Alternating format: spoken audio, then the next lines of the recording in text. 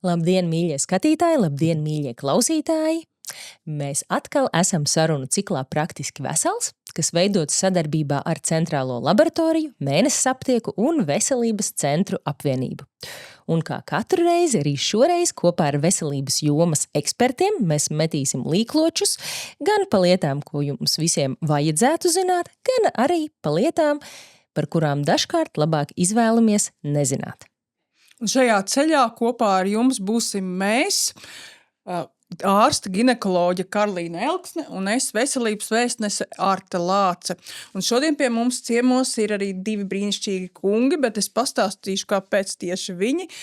Mēs runāsim par sirdi. Parasti mēs par to aizdomājamies tad, kad notiek kaut kas tāds grandios, infarkts, insults vai pasarg Dievs kāds tūs cilvēks pēkšņi aiziet pāragri no dzīves. Un mūsu eksperts šodien ir profesors Andrejs Ērglis, kardiologs, Latvijas kardioloģijas centra vadītājs un kā arī ārsts, kardiologs Alberts Bērziņš, Veselības centra apvienībā un Rīgas Austrumu Kliniskajā universitātes slimnīcā. Bet mans pirmais jautājums ir vienkāršs. Kā tad īsti ir? Mēs jau, kā zināms, cilvēki esam tādi slinki, bet ko tāds slinkums nodara sirsniņai? Jā, labdien. Pirmkārt, man ārkārtīgi patīk par tiem līkločiem. Man liekas, ka tas ir ļoti pareizi, jo mums tiešām visu tā dzīve ir līkločiem un īstenībā, jo ilgāk strādā pārsti, jo tāpēc mums ir varbūt laba tā simbioze, jo Dr. Bērziņš ir jaunāks ģenerācijas ārsts un es varbūt esmu redzējis, un tāpēc arī, jo tie jaunākie viņiem ļoti nepatīk, īpaši, ka savam dēlam stāsta to, kas ir bijis kaut kāds, viņš saka, ko to kalpa tām vecām lietām, bet savā ziņā tas ļoti labi, jo tas ir tieši tie līkloči. Un precīzi tā, kā jūs vaicājat, mums ir arī pat kaut kādu laika periodu ļoti izmainījusies tā ideja par to, kā mums vajadzētu skatīties, gan uz sirdi, gan arī to, ko jūs vaicājat, kas tad nodara, ko tas slinkums nodara tai sirdī. Un tas slinkums nodara ļoti vienkārši lieta. Tas sirds tapons sāk strādāt jūsu vietā. Jo jūs esat slinkāks, jo jūs vairāk mociet sirdi, jūs padariet nevis par draugu un mīliet viņu un neļaujiet viņai mīlēt, bet jūs atklāt sakot viņu izkalpiniet un līdz ar to arī lielā mērā varbūt arī nogurdiniet. Tad mums tagad ir jāsaprot, kā mēs varbūt savu to slinkumu samazinot, varam palīdzēt savai sirsniņai un arī citu sirdību. Dr. Bērziņ, ar ko jums nākas visbiežāk saskarties, ja satiekat pacientus un viņi sūdzas, tad jūs viņiem arī sakat, kā tad te tā slinkojāt? Nē, protams, mums ir jāizšķir kāds pacients un kādas sūdzības, bet, diemžēl, mēs diezgan bieži ikdienā sastopamies ar to, ka cilvēki, kas nonāk gan arī ambulatorijā iestādēs konsultācijām, gan arī slimnīcās, ka tās sekas, ko mēs redzam, viņas ir tiešā veidā dēļ tā, ka cilvēki pirmām kārtām ir par maz rūpējušies par savu veselību ikdienā, jo mums jau nav sūdzības, kāpēc mums vajag iespringt par šīm lietām. Un otrs, diemžēl, viena no tādām lielajām problēmām ir mazkustīgs dzīvesveids, kas ir tieši sekas slinkumam. Un labāk pasēdēt pie datora, nekā aiziet pavingrot vai pasportot. Tāpēc par to mums, diemžēl, ir vēl daudz jārunā. Labi dzīvesveids, bet kā ir ar ģenētiku? Bieži tas ir gan tāds attaisnojums, ka man vienkārši ir slikti gēni šajā jautājumā, vai man vispār ir cerība, vai vispār ir jēga sākt kaut ko darīt? Skatās uz mani, tur ir ļoti viennozīmīgi atbildi. Ja mēs agrāk tiešām, un mums ir dažas lietas, par kurām mums ir jārunā, un tās ir tiešām ģenētiski iedzimtas slimības un piemēram, ģimenes hiperholesterinēmija un tādas, bet to, ko es vaicāju, tas ir vairāk kā labs jautājums. Mīļie draugi, man jūs ir ļoti, ļoti jābēdina. Mums nav īsti uz ko novelt vainu, jo ģenētika ietekmē ne vairāk kā 10–11% ar to, kas ar jums notiks. Īsnībā vispārējais ir vide, bet es saprotot vidi absolūti plašā nozīmē. Arī tas, ka jūs smaidiet tagad, un man ir labs garstāvoklis, es tagad ar jums parunāju, man arī kļūst mierīgāk, mēs runājam par šīm lietām, mēs izrunājam, mēs arī darām to. Tas faktiski ir tas, kas veicina sirds veselību, tāpat kā arī visu kopējo cilvēku veselību. Ģenētika ir atsevišķas lietas, es zinu, un tad, ja kāds uzreiz vaicātu, vai kāda mamma teikt, bet jūs ziniet, un manam bērnam, vai man, tā ir, tās mums ir jāidentificē, tāpēc mēs tos bieži saucam par retām slimībām, bet teorētiski mums var būt Mums var būt labāk, sliktāk iedzimtība, bet tas, kas ir milzīgi liela New England Journal of Medicine tāda metaanalīze publicēta, ir absolūti skaidri redzams. Ja jums ir slikta iedzimtība, saucamā slikta, piemēram, tur palielinās lipoproteīns A, kaut kas vēl un tā tālāk, bet, ja jums ir labs dzīvesveids, tad rezultāts jums ir daudz labāks nekā, ja jums ir laba iedzimtība un slikts dzīvesveids. Jā, bet bieži mēs dzirdam arī, kas saka, es jau tur vesels kā vērsis, priekš kā man vispār par to ir jādomā, mums ģimenē neviens ar sirdi nav aizgājis, ja? Kā tad ir, kad pamanīt, vai sirdī arī vajag tādu profilaktisku apskati, arī tad, ja nav sūdzība?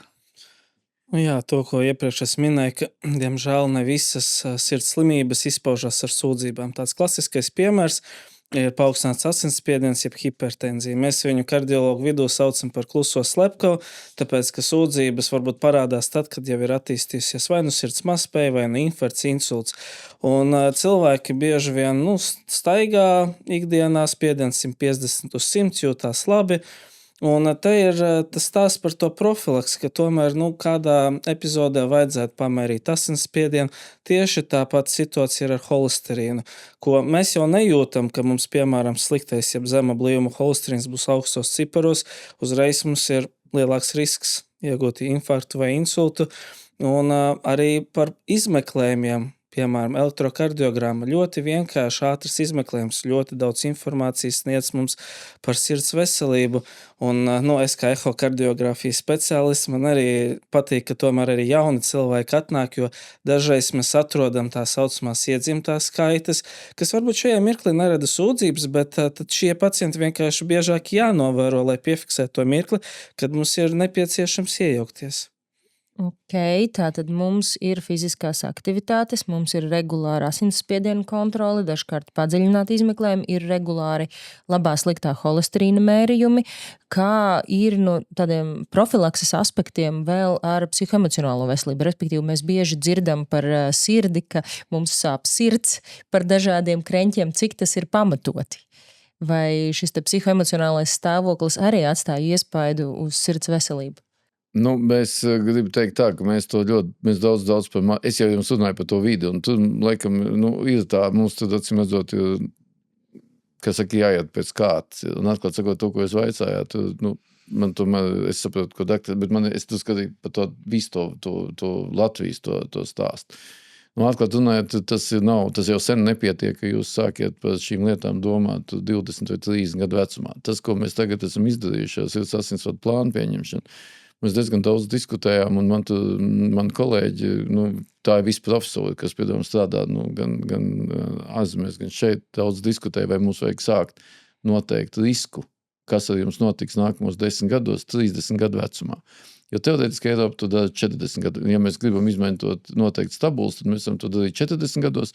To, ko mēs vienojamies, tā kā mēs esam diezgan augstā riska tajā vidas, tajā zonā Latvijā, mēs to darīt agrāk. Bet atklāt runāt, tas ir daudz par vēlu. Jo īstenībā tas nav stāsts par to, doktors priecājas, ka atnāk kāds jauns cilvēks uz ehokardiogrāfiju, bet tas ir daudz par maz no sistēmas viedokļa. Ehokardiogrāfija būtu jāizdara katram mūsu bērniņam, un arī es domāju, ka lielākai piedzimstot, vai kaut kādā laikā. Un īstenībā, jo tad mēs no tā atsijāt tās iedzimtās sirdskaits. Ja, atklāt runāt, es domāju, tas arī notiek un tā tālāk. Tieši tāpat ir ar asinsspiedienu. Asinsspiediens mums ir jāzina bērnam 3 gadu vecumā noteikti. Mums jāzina asinsspiediens, mums ir jāzina noteikts metabolās lietas dažādas, cukur līmenis un arī to, ko jūs prasījāt iedzimts, arī, teiksim, tā taukvielu maiņa, jeb holesterīns un ko es tur nenosaucu vēl, un tā tālāk. Un pēc tam mums tas pats ir jāizdara noteikti 17 līdz 19 gadu vecumam. Un tad mums ir tā bāze, no kā mēs tā kā izietu. Un tad ir tas nākamais precīzi, kā jau doktors teica, atkarībā no riska. Mums vajadzētu saprast, kurus mums vajadzētu tā kā vairāk pieskatīt un kurus cilvēks vajadzētu tā kā varētu mierīgi ļaut drusku arī vairāk dzīvot. Jo tas, kas mums notiek, un tur drusciņi ir tā, ka mēs, kā Latvijas tie iedzīvotāji, man vienreiz saka, ir tā kā pasaules čempioni, viņiem ļoti, viņi nespēlē loto, bet viena daļa taisa visu laiku analīzes, un viena daļa visu laiku kaut ko izmeklē sev. Un tas varbūt ir pa daudz, savukārt tā otra daļa atkal nedara to. Un vidēji mums ir ļoti daudz izmeklējumu, Bet atklāt sakot, tur ir kaut kā tikai tā vieta azartiskākā daļa, kas salīdzina visu laiku, kas notiek. Un tādēļ šie raidījumi ir ārkārtīgi svarīgi, jo mums pēc būtības vienā brīdī tā kā ir jāpasaka, kas tad ir, jo kāpēc pat es to runāju? Tāpēc, ka jūs precīzi teicāt par to mentālo veselību. Mēs pašreiz dzīvojam briesmīgi kara blakus apstākļos. Tas ir pilnīgi skaidrs, ka tas ir milzīgi ieteikumi uz cilvēku mentālo. Vienalga gribiet vai negribiet. Katra jauna mammiņa, katrs jauns tēvs domā par to, kas notiks ar viņu bērniem. Katrs domā to, kas ir tā šī mentālā veselība, tas ir tā vide. Protams, absolūti palielina šos riskus, kardiovaskulāros riskus noteikti. Un tas ir ļoti labi, ka jūs to runājat. Mums cilvēkiem tas ir jāizskaidro un vēl vairāk jāizskaidro. Cits jautājums, ka to dažreiz ir grūtāk izmērīt. Bet arī tur ir ļoti labi pētījumi, ka jebkas nogurums. Un es vēl vienu lietu, ko es aizmirsu, kāpēc man tas gribēja, tas ir negulēšana. Mums ir bezmiegs, ir viens no lielākiem faktiski riska faktoriem. Bezmiegs un negulēšana viens no lielākiem riska faktoriem.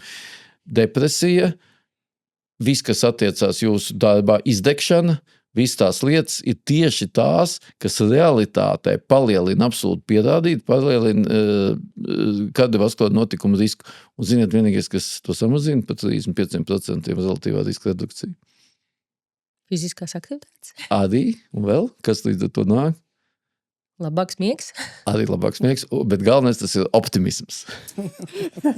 Un kā tad to var pierādīt?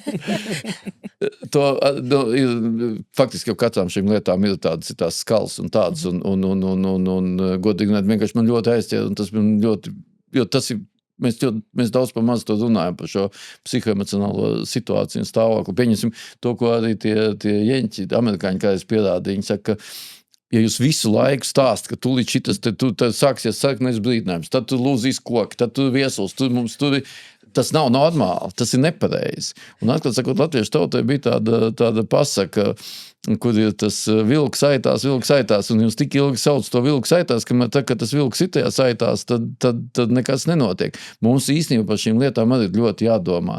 Un tādēļ es, piemēram, negribu visu laiku arī šajā raidījumā, es negribētu visu laiku biedēt. Nu tagad, ja jūs to tā un tā. Nē, mums ir ļoti racionāli jāpieiet tām lietām. Atvainojiet, tik gadu runāšu. Nē, viss jau par tēmu. Jā, bet tad gribēju atkal atgriezties mazliet pie tās fizioloģijas. Tad, kad mēs runājam par asinsvadiem, mēs ļoti bieži domājam par sirds veselību. Kāpēc tā un ko vēl slikti asinsvadi var mums nodarīt?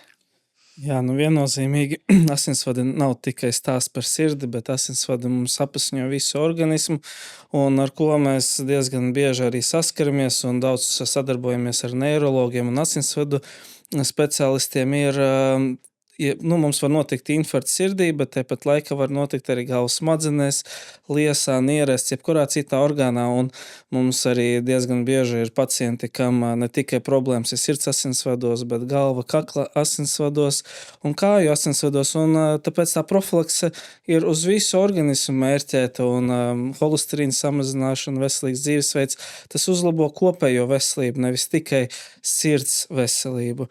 Un mums ir bijis arī nesen pilotprojekts, kur ir pierādīts par to, ka, ja pacientiem ir problēmas vienā asinsvadu baseinā, tad ļoti bieži ir arī citos. Tāpēc, ja man nāk uz pieņemšanu pacients, kam ir problēmas vienā daļā, tad noteikti vismaz profilaktiskos nolūkos vajadzētu pārbaudīt arī citas sistēmas. Un kā to darīt? Ir izmeklējumi konkrēti. Ļoti vienkārši izmeklējums ir doplerogrāfija kakla asinsvadiem.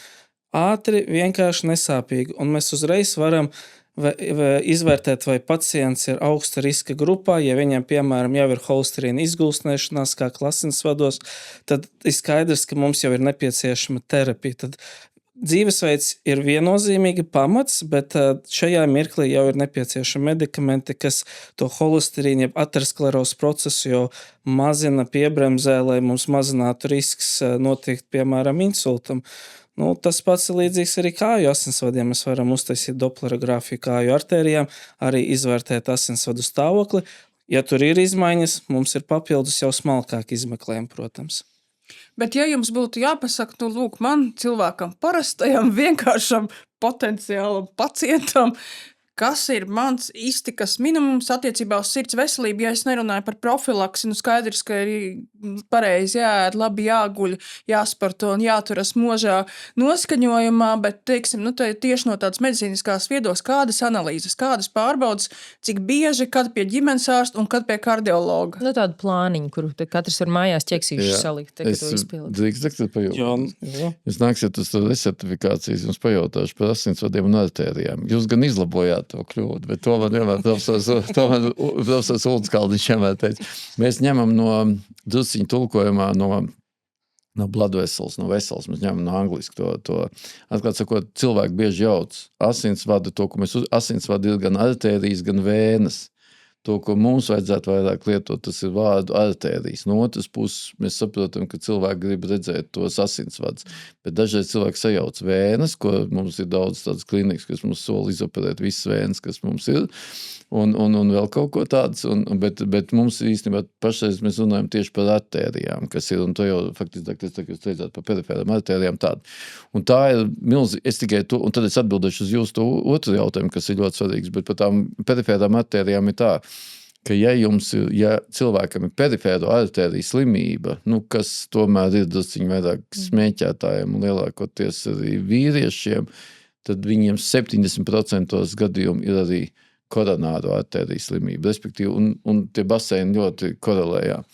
Un tas par to, ko jūs vaicāt, tur ir diezgan vienkārši tā lieta. Kāpēc es to teicu par tiem 17, 19 gadiem? Tāpēc, ka tie 17, 19 gados, īstenībā mums vajadzētu katram būt tai ehokardiogrāfijai izdarītai kā bāzei. Bet piedodiet, profesori, jūs pārtraukšu, man diemžēl vairs ne 17, ne 19. Jā, bet es nonākšu. Bet tur ir tā lieta, un tad, ja tas nav izdarīts tie 17, 19 gados, tad tas ir īstenībā tas pēdējais laiks. Puikām pēc 30 gadiem, meitenēm pēc 40 gadiem vajadzētu būt izdarīt vismaz vienreiz tai ehokardiogrāfijai kārtīgai.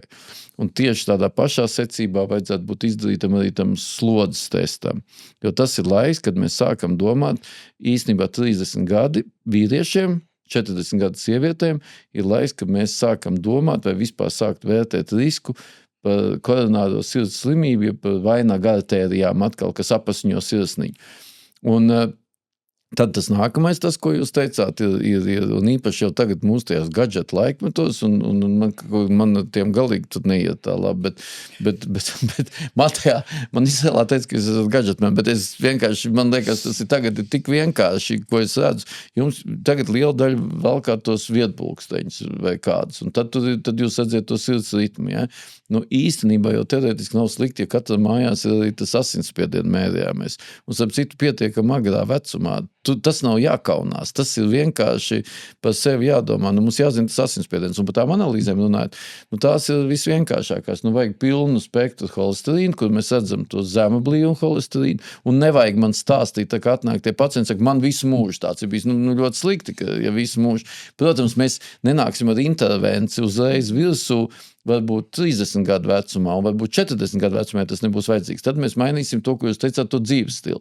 Bet ja mēs redzēsim, ka tas ir ekstrēms kaut kas, tad mēs sāksim diskutēt par medikamentu lietošanu.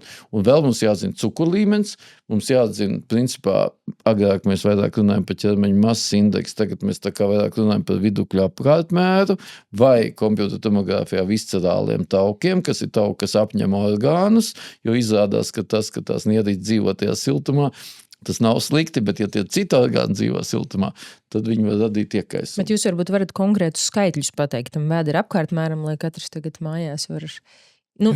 Asinsspiediena mērāmais varbūt nebūs, bet mērlenta gan varētu būt katrās mājās. Tas vēdera, tagad jūs man to sakiet, es dzīvoju tajā tajās paradigmās, es to ķermeņa masas indeksu zinu, kas, teiksim, ir tā, kur, ja zem 25, tad tas būtu ļoti labi, no ziemeļu valstīs tas 27 vīrieši man nav tik tā, ka mums tur druski jāuzmanās, jo tur dažādi 25 līdz 30, 30 tas paaugsti, bet druski ap to varētu zemā būt, bet tas ķermeņa masas, tas vidukļa apkārtmērs nedrīkstētu pārsniegt faktiski plecu to apkārtmēru noteikti. Bet īstenībā tas vēl par daudz ir.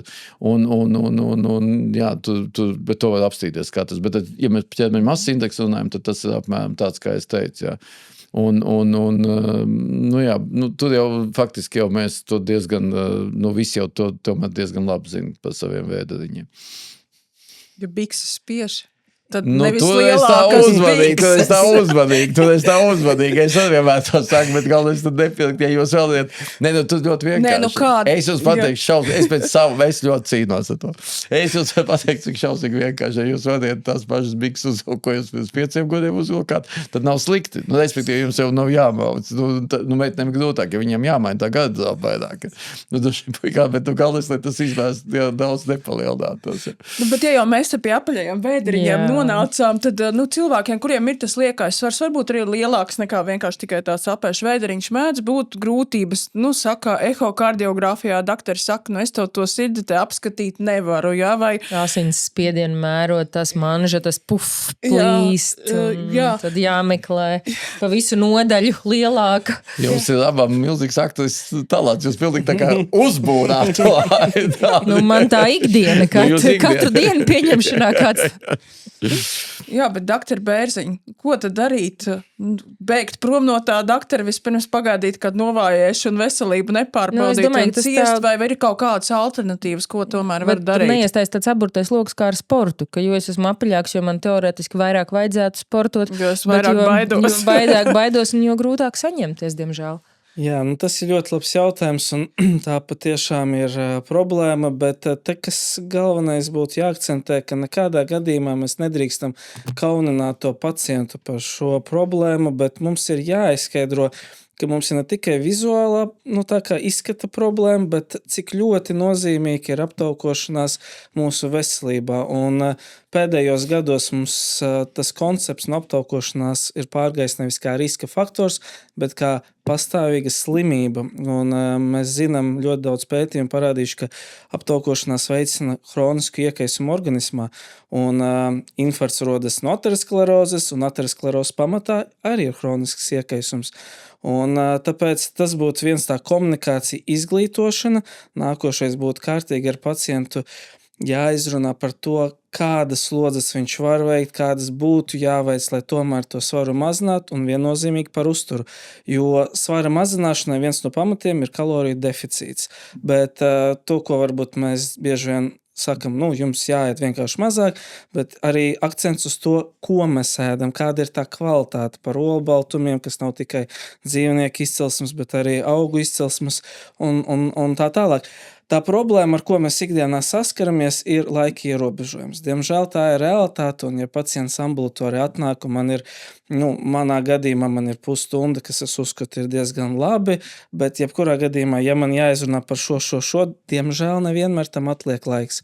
Par tiem risinājumiem, ko mēs varētu palīdzēt, atkal es eho speciālists, es ar to ikdienā sastopos, un ir jāsaprot atkal, ko mēs tieši meklējam. Ja man nāk pacients, kam jau ir zināma problēma, man piemēram jāizvērtē vārstuļu funkcija, un es nespēju saredzēt pietiekoši labi kaut kādas detaļas, mums ir papildus izmeklējumi, mums ir datortomogrāfija, mums ir eho caur barības vadu, mums ir individuāli pieeja katram pacientam. Mēs nekādā gadījumā neatšujam viņu, nesakam ejiet tālāk, bet mēs vienkārši meklējam risinājumu. Mūsdienās iespējas ir plašas, vienkārši katram vajag pielāgot savu. Jā, tas ir ļoti labi. Man ir ārkārtīgi prieks ar jauniem kolēģiem. Nē, tiešām, tāpēc, ka tā ir, bet protams, ka dabā tā nav tik vienkārši lieta. Tas ir pie noteiktiem ārstiem, kas jau ir tagad mācījušies, un man jāsaka, ka tas Bērziņš jau iznāca no tās jaunās programmas, un ir tajā rezidentūrā, kāda mums ir vajadzīga, un tieši tādi ir jābūt, un tas ir ļoti pareizi, bet protams, ka dabā ir drusku citādāk. Un tas, ko jūs arī teicāt. Un tur ir vairākas lietas. Tā viena lieta, kas ir pašreiz, un man vienmēr ir, redziet, kā lai to saka, mēs kādreiz mājās mēs strīdamies, man kundze arī daktar, dēls, un tad vēl otrs dēls, un tad mums ir ļoti radošs tāds, un tad viņi saka, tu nevari visu zināt. Man saka, mēs runājam par dermatoloģiju, kā jau parasti mājās. Un es saku, bet es zinu, jo es esmu profesors medicīnā. Viņi saka, tu sapratiet, ko es tur dzirdu. Ja? Bet idejiski ir absolūti precīzi, jo tās lietas ir saistītas. Medicīna, mēs pirmkārt, ja mēs runājam par sirdi, tad mums jārunā par ļoti daudzām citām lietām. Ja? Un tas ir arī par kardiometabolo sindromu, tas ir par nefroloģiju, par onkoloģiju, par ļoti daudzām tādām. Un tas, ko jūs vaicājāt, un mūsdienās tas ir pavisam citādāk nekā tas agrāk bija, un to es varu vienkārši pateikt, tāpēc, ka es sāku to savu karjeru, jau institūtā 80. gadu sākumā, un tad no 89. gadu kāsts. Un tur ļoti mainījies. Piemēram, mēs arī Holsteinu mums bija ļoti maz iespējas samazināt. Un tagad mums ir nenormāls tas klāsts. Tieši tas pats attiecās uz aptaukošanos. Un, piemēram, un to, ko Kristīna Ducens stāsta, brīnišķīgs endokrinologs. Un jo tā fizioloģija ir kā tik vienkārši. Mums sāta receptori ir daudz mazāk nekā bada receptori. Un tādēļ mēs varam ļoti gudri visu, ko runāt, bet nav tik viegli to panākt. Ja? Un es arī varu ļoti gudri stāstīt, ka es tagad naktī nepierīšos, ka es atnākšu mājās, bet es vienalga to izdaru. Ja? Tā ir tā lieta, un tas nav tik vienkārši. Bet tad, kad tas ir pārāk daudz, mums pašreiz ir jauni medikamenti, un tur var par to smieties vai nesmieties, tur nav ko smieties, tie jauni medikamenti. Visticamāk, vienu brīdi kādam likās, ka tie būs tie modes medikamenti, tie nav modes medikamenti. Mums ir medikamenti, kas var samazināt svaru. Un īsnībā tajā manā laikā jau bija tāda, ka mums bija pat tādi pētījumi par to, ka īsnībā arī tauku atsūkšanas operācijas, kas ir vēdera un vēl kāds tāds, var samazināt, pieņemsim, otrā tipa cukuru diabētu. Otrā tipa cukuru diabēts tomēr, ir, diemžēl, pirmkārt, tās ir lietas, kas ir, kā jau es teicu, kas nav tik vienkārši regulējams, bet tās ir lietas, ko mēs paši radām. Tas nav tā kā iedzims pirmā tipa cukuru diabēts. Un tas ir tas, ko doktors teica, tas ir, protams, ir par to racionu, bet mums ir uz to ir jāskatās arī realitātē. Nevis tikai stāstīt tam cilvēkam, tu tagad esi slikts un kāds un tu tāds. Mums jāskatās uz realitātē. Un tādēļ es arī aicinātu mīļos ģimenes ārstus un arī citus. Un es zinu, ka ir ļoti labi, lielākā daļa brīnišķīgi ģimenes ārsti. Bet ja man nāk pacients un stāsta, un tas ir ārstu sabiedrībai, es gribu teikt. Ja man nāk pacients un stāsta, ka ģimenes ārsts viņam neļauj lietot statīnas vai neļauj indēties ar kādām, es nesaukšu tos vārdos, tie medikamentiem, kas samazina svaru, tad es gribētu teikt, ka tas nav īsti pareizi. Un jautājums ir par to, cik mēs esam izglītoti. Bet vēl vienreiz, tā jau nav liela daļa. Tas attiec uz mūsu kardiologiem tieši tāpatās, un uz jebkuru ārstu tas attiecās. Un mums ir jāseko tam, kas ir, un tas ir ļoti precīzi. Un tas, ka kaut kas par to sportu, kas notiek, tur ir vēl vienkāršāk lieta. Sportu tas nenozīmē, ka jūs, protams, ka mēs visi gribam darīt kampaņveidīgi, bet idejiski jau mums vienkārši, pat ja jūs sākiet sportot, nesportojas, jums ir jāsāk tas darīt pamazām, lai cik tas bēdīgi būtu, tas ir jādara katru dienu. Un tās ir tās lietas, kādā veidā mēs varam darīt. Un piedomām pa mazām tām lietiņām. Ziniet, Ziedonis teica, ka tāds liels laimes nav, ka ir tik tāds mazs laimīts. Ja? Šis arī, tas stāsts ir tāds, jūs nevariet neko izdarīt, jūs savu veselību nevariet sakopt kampaņveidīgi, skaidrs, ka mēs varam kaut ko izoperēt, un tur mēs varam daudz lietas izdarīt. Ja? Bet to veselību kopumā mums ir jābūvē, un tāpēc īstenībā es tur vienai lietai pieskaršos, ko es ļoti gribu pateikt, izmantojot šo tribīnu. Bet mums tas ir jāsāk no bērna kājas, mums ir zobu tīrīšana jāsāk bērniem, un ēšanas paradumiem, un fiziskām aktivitātēm. Bet tas, kā jūs teicāt, nekad nav par vēlu to darīt. Man mamma beigšņi tagad saka, jā, viņa tagad sāk vingrot, vai ne? Atkal kaut gan viņa pati vingrošanas tā fizikālās terapijas, tur viena no pamatlicējām Latvijā. Un viņa saka, man, jā, viņa atkal redz kādu labu rezultātu. Saka, jā, ir gan brīnums. Bet vai visi sporta veidi ir labi? Jūs sportu pieminējat, vai ir labi sirdī? Mēs ļoti bieži dzirdam par to jaunas cilvēkus saļim futbola laukumā, ja, skrienu maratonu, nenoskrienu, kaut kur palieku pusceļā. Kā doktori Bērziņi ir ar šo? Jā, tas arī labs jautājums, un es pilnīgi piekrītu profesoram. To, ar ko mēs biežāk sastopamies pēc ziemas, kad paliek siltāk, parādās pavasars, un tad visi izlien no savām migām. Es sākšu sportot, sākšu skriet, jā, un tad nāk pie maniem uz konsultāciju ar sūdzībām. Man ir pārstitieni, man tur ir vājums, slikta duša. Tā ir liela problēma, un atkal tas ir tas izglītības jautājums, un ka mums jāstāsta, ka ir veselīga slodze, kas saucās aerobā slodze. Ja? Tajā pie šīs konkrētās slodzes vislabākā vielmaiņa un sirds paliek trenētāka. Un jebkurš īstenībā to var aprēķināt, ir speciāls formulas, ko mūsdienās ar mākslīgā intelekta palīdzību ļoti precīzi mēs varam noteikt no līdz kādam jābūt pulsam. Katram vecumam tas ir bišķiņ savādāks. Un ja mēs tomēr gribam sportot, tad lūdzu iegādājamies to vietpulksteni un sportojam, sekojot līdzi pulsam.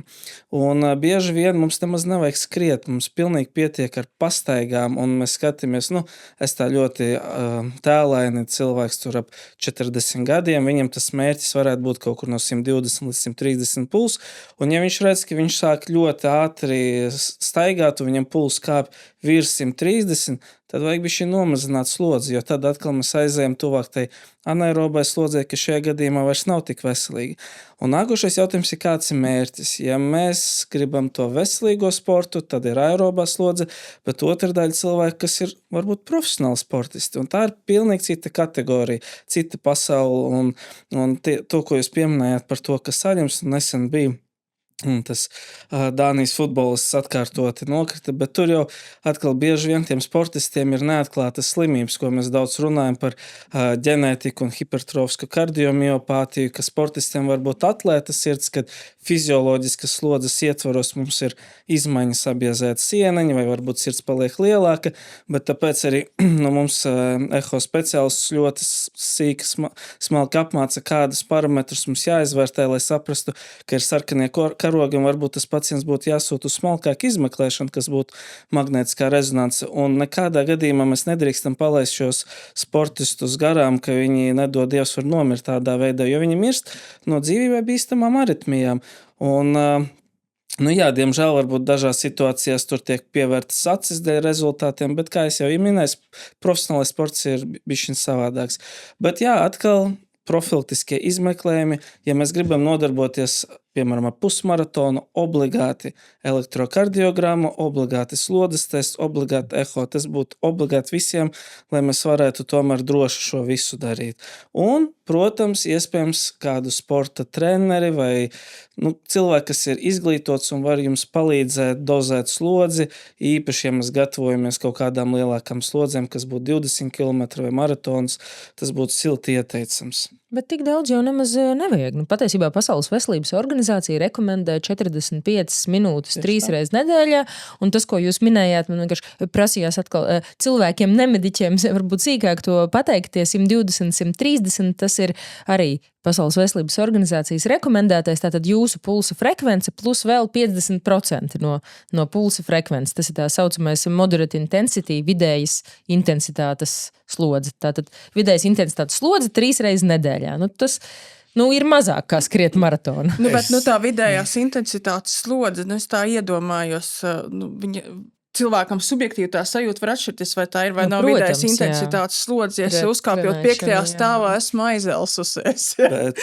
viens maziņš komentārs arī, ja piemēram cilvēkam nav tā vietpulksteņa, arī ko literatūrā iesaka, kā mēs varam ekvivalenti saprast, vai mums ir aerobā slodze, ja mēs veicot slodzi varam brīvi runāt, tas ir kriterijs. Ja mēs sākam aizelsties pie runāšanas, tad visdrīzāk slodzi pārāk liela. Profesor? Ja es diezgan daudz pasaulē vadu dažādas un moderēju, tad es teikšu latviešu vārdā slightly disagree. Aha, forši. Es mazliet, nē, tā, ko doktors teica, tas ir ļoti pareizi līdz vienam brīdim. Jo atklāt sakot, jums ir jāsaprot, ka ar katru to laiku jūs pārējat citā kvalitātē. Es totāli nepiekrītu šiem 3-45 minūtēm, ka tas ir pietiekami. Tas nav pietiekami. Pasaules veselības organizācija ļoti uzmanīga. Pasaules veselības organizācija, un pat es citikos ar Pasaules veselības organizācijas, viņi ir Japāniet, Eiropas vadītāji.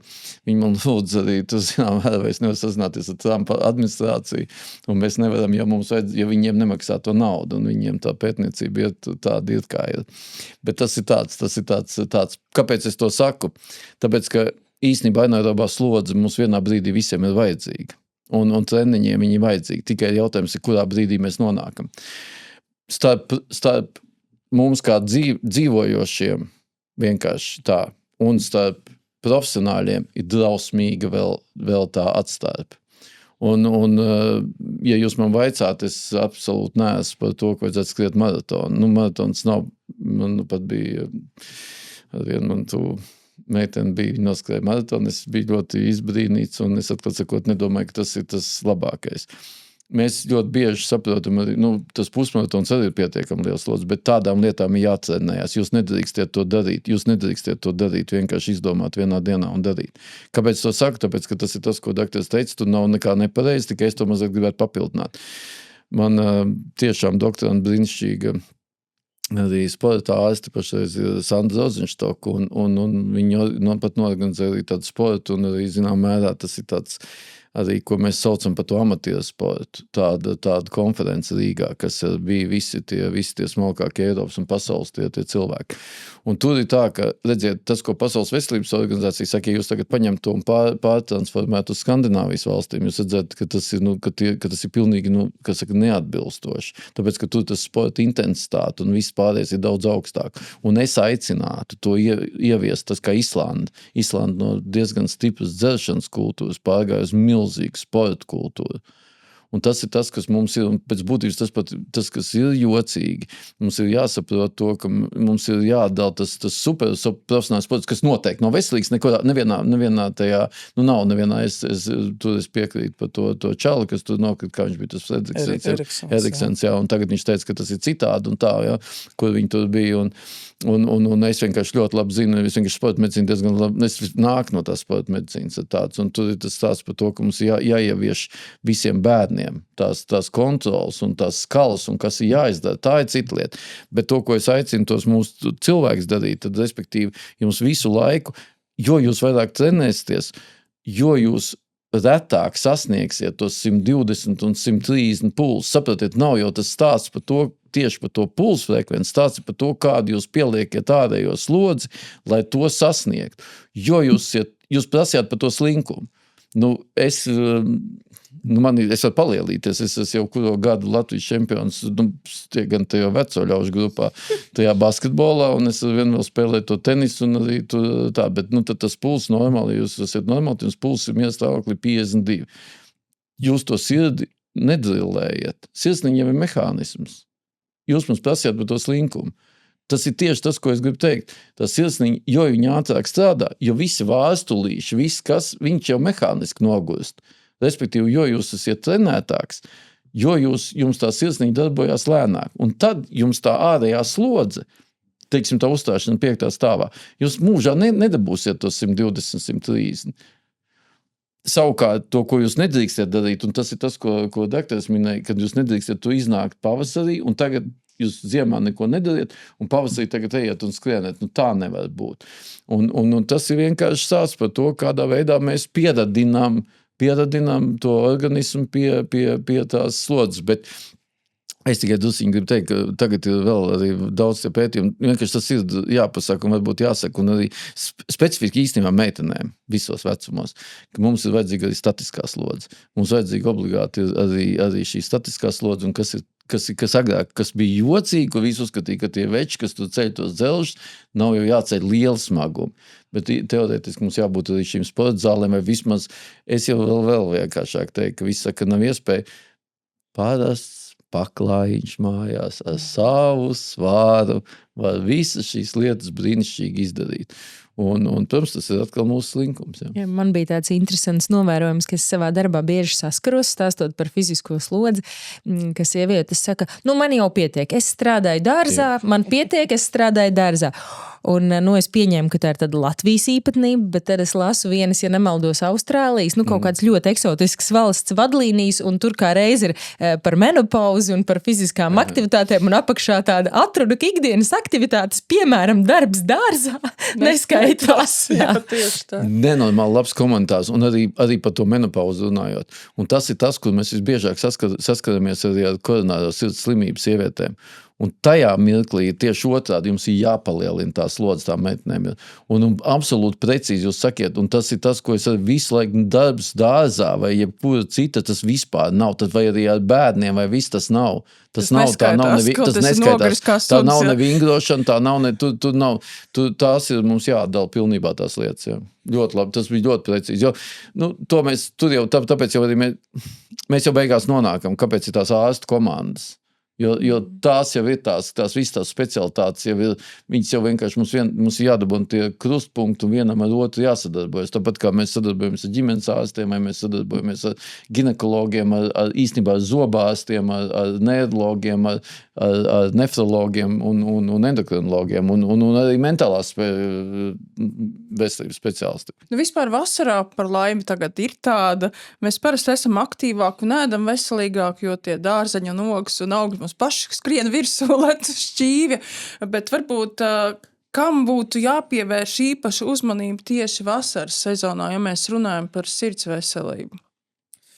Tas, kas būtu jāakcentē īpaši pacientiem, kam ir paaugstināts asinsspiediens un kas lieto daudz dažādu zāles asinsspiedienu mazināšanai, ko esmu arī novērojis bieži saviem pacientiem, kad ir ļoti karsts, mūsu organisms rēģē, paplašinās asinsvadi, mēs svīstam, mēs zaudējam šķidrumu un varbūt situācijas, kad asinsspiediens arī nokrītās. Un te tomēr tiem pacientiem būtu tas jāizskaidro īpaši vecāka gadu gājuma, tāpēc, ka viņiem nav tā slāpju sajūta, ka ir jādzer pirmkārt vairāk šķidrums, jāsako līdzi vēl biežāk savam asinsspiedienam, un, ja nepieciešams, ar savu ģimenes ārstu jāsazinās, iespējams vajag kādu medikamentu samazināt, bet nekādā gadījumā nevajag vienkārši visu raut nost, jo asinsspiediena zāles tomēr regulē spiedienu, ne tikai viņu mehāniski pazemina, bet jābūt kontaktā ar savu ģimenes ārstu. Tā ir viena tāda lieta. Otra lieta, ko mēs ļoti daudzi mīl darīt, karsts laiks, es iedzeršu kādu augstu aliņu, atvēsināšos. Tas arī pilnīgi nepareizi, jo atkal alkoholam ir savas darbības, un īpaši cilvēkiem, kam sirds asinsvadu veselība nav pašā labākajā stāvoklī, tas var novest pie diezgan nepatīkamām sekām. Un trešā lieta ir arī, protams, ja mēs runājam par ūdens tilpnēm, ka karstā dienā mēs esam sakarsuši, tad mēs lecam augstā ūdenī. Pirmām kārtām, mums tomēr tā mirstība ūdeņos ir diezgan augsta, padomājam par to, kur mēs to darām, vai tas ir droši. Un tieši nesen bija viens pacients, diemžēl, kuram dēļ tā bija diezgan nopietna sekas, tāpēc to es gribu vēlreiz akcentēt. Un tas arī tomēr liels stress organismam, un tad, kad mēs esam jauni, veseli, tad varbūt mēs varam atļauties darīt kaut kādas lietas, ko organisms mums piedod, bet, diemžēl, ar vecumu un blakus slimību esamību, tas vairs nav tik vienkārši, tāpēc divreiz padomājam par to, ko mēs gribam darīt un vai tas ir droši jūsu veselībai. Tāds interesants pēc jautājums, kā ir ar atvaļinājumu? Kad cilvēkam ir atvaļinājums, vai vairāk ir kardiologa apmeklējumi, vai tieši mazāk? Respektīvi, atvaļinājums labvēlīgi ietekmē mūsu kardiovaskulāro veselību vai ne? Es domāju, ka vispār atvaļinājums, protams, ir fantastiska lieta, jo atkal atgriežoties pie mentālās veselības, tas ir tas periods, kad iespējams varbūt pat vienīgais laiks tajā gada laika, kad mēs varam pilnībā atslēgties no darba un tomēr atpūsties, aizbraukt uz varbūt, siltiem zemēm, bet noteikti tas nebūs iemesls, piemēram, nelietot zāles nekādā gadījumā, bet vismaz no psihoemocionālās veselības puses es uzskatu, ka atvaļinājums ir ļoti labs periods. Es nezinu, kā profesoru viedoklis, bet man liekas, ka mums tas atvaļinājuma laiks ir par īsu. Tā kā 4 nedēļas mūsu darba intensitāte, stresa apstākļos vispār globāli ir par īsu, jo ir valstis, kurās viņi tā kā mēģina taisīt 4 darba dienas, un tie pētījumi parāda, ka tie rezultāti īstenībā ir pat labāki, tāpēc, ka cilvēks ir vairāk motivētāks strādāt, kad viņš ir atpūties. Bet, to, diemžēl, mēs tik vienkārši nevaram atrisināt. Ir pat tāds teiciens atpūties pirms esi noguris. Jā. Es noteikti tie jaunībā es nebūtu jums piekritis, bet tagad pilnībā, jā.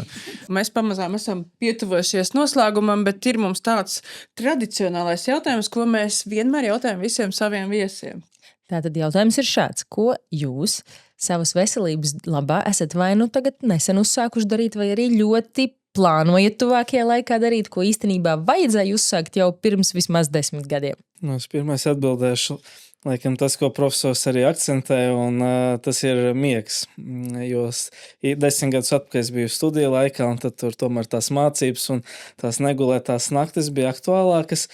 Tagad arī, esot certificētam, es cenšos arī bišķi nomazināt dežūru skaitu, un arī mājās stipri piedomāju par to miega higiēnu. Un te es gribu arī akcentēt par miegu, ka nav arī svarīgi tikai tās stundas, bet arī tā kvalitāte, ka mēs nevis mostamies katru stundu, bet mēs noguļam, esam dziļajā miegā, un es priekš sevīm cenšos to piekopt, tāpēc, ka ikdienas darba tajā gaitā varbūt par to dažreiz aizmirstam, bet tas būtu tāda viena lieta, par ko es arī citiem ieteiktu.